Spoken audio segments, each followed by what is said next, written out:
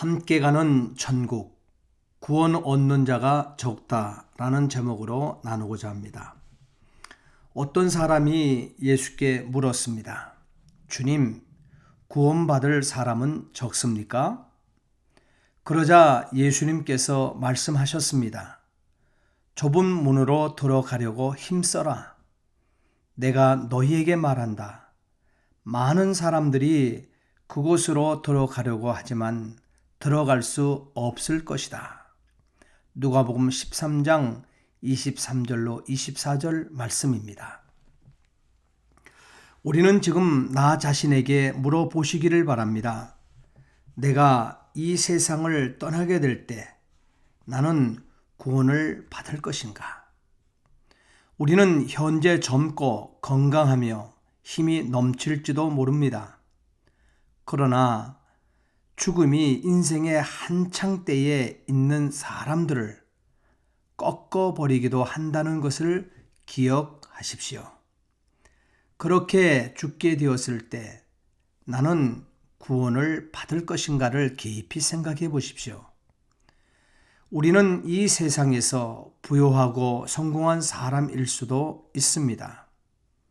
그러나 부는 영원하지 않다라는 사실을 기억하십시오. 사람들은 모두 한 번은 죽습니다. 죽은 후에는 심판이 우리를 기다립니다. 그때 나는 구원을 받을 것인가? 우리는 가난하고 궁핍할지도 모릅니다.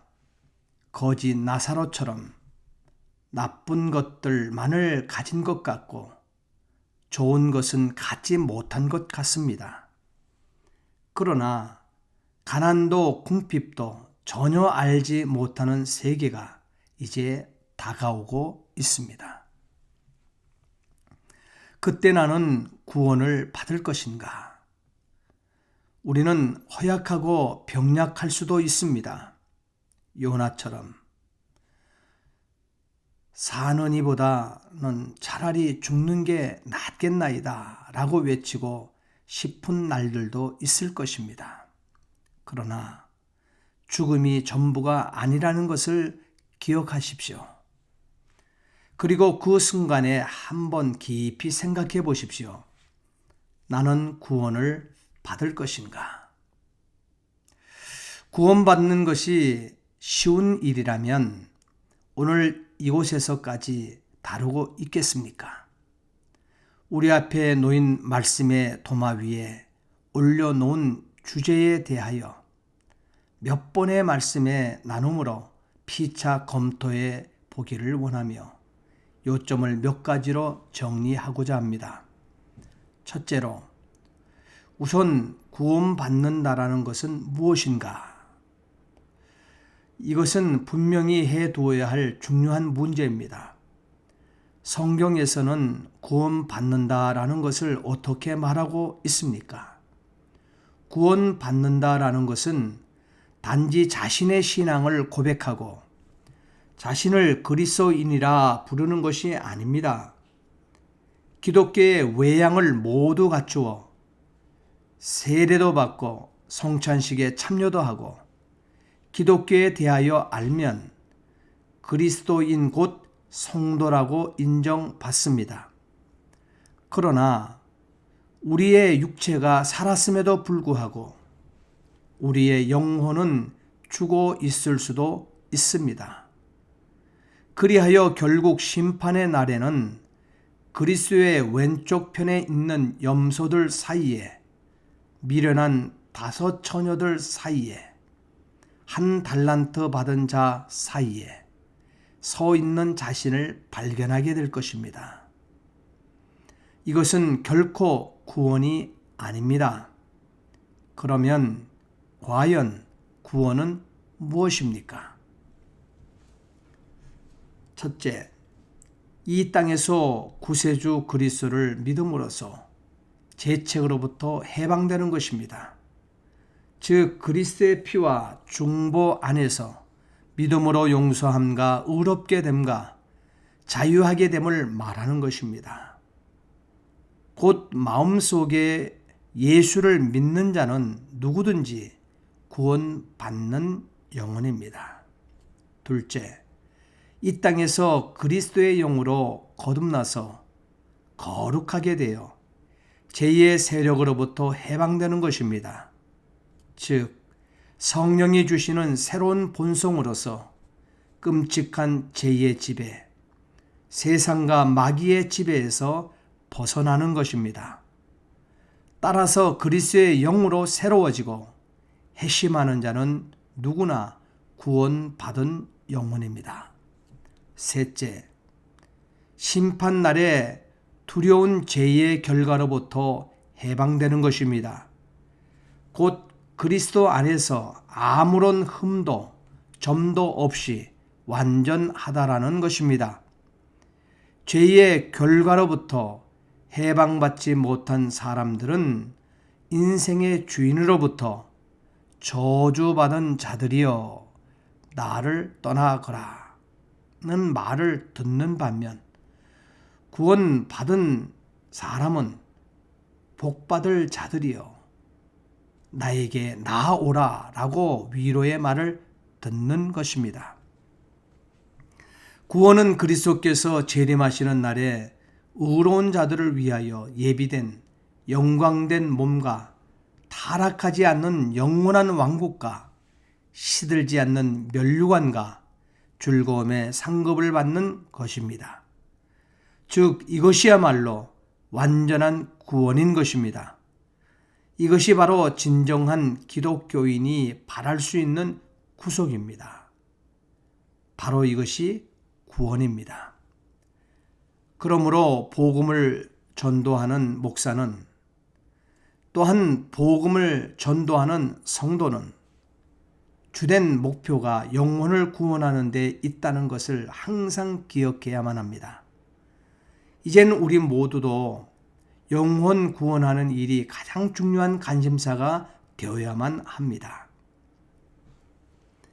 몇 년 전 한국에서는 맨발의 소명자 최춘선 할아버지의 일대기를 다큐멘터리로 만들었는데 전 세계 500에서 600만 명이 이것을 보면서 충격을 받고 회개하는 사람들이 생겨나고 진정 구원받은 자의 삶이 어떠해야 하는가를 새삼 되짚어보는 계기가 되고 있습니다.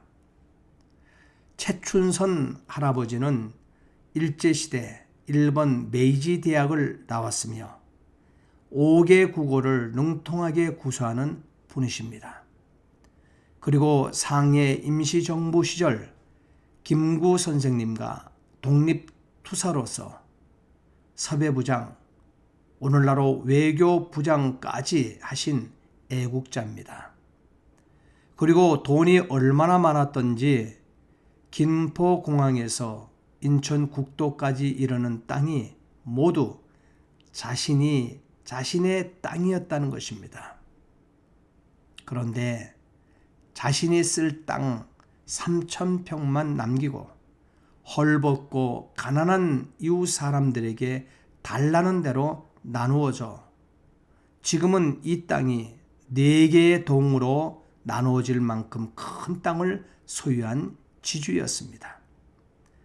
남의 부러움을 살만한 사람이 어머니의 기도응답으로 하나님의 복을 받아 예수 믿고 이제부터 속죄의 은총에 깊이 들어가면서 평생 주님을 향한 첫사랑을 놓치지 않고 30년이 넘어 83세까지 눈이 와도 비가 와도 아랑곳하지 않고 구원받은 은혜가 감사해 하루도 빠짐없이 전철의 수많은 사람들을 찾아 전도하는 맨발의 소명자로 살았습니다.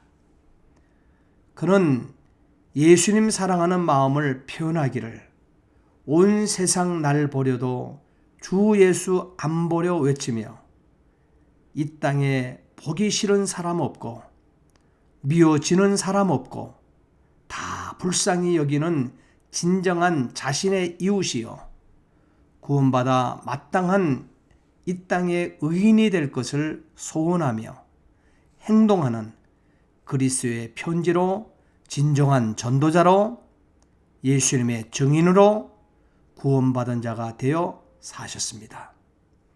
이 시간 이 방송을 통해 우리의 구원의 문제를 하나님의 말씀을 거울 삼아 비춰보며 길이요 진리요 생명으로 만나시어 한평생뿐인 나의 삶을 자아의지에 맡기지 마시고 개인의 마음의 자소에 예수를 담고 성령님의 교제로 나의 삶을 사신 바 되는 은혜를 얻어 누리시는 삶 살 수 있기를 진심으로 부탁드립니다.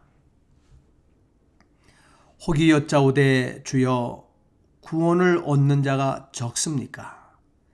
예수께서 말씀하시기를 좁은 문으로 들어가기를 힘쓰라. 내가 너희에게 이르노니 들어가기를 구하여도 못하는 자가 많으니라. 누가복음 13장 23절로 24절 말씀.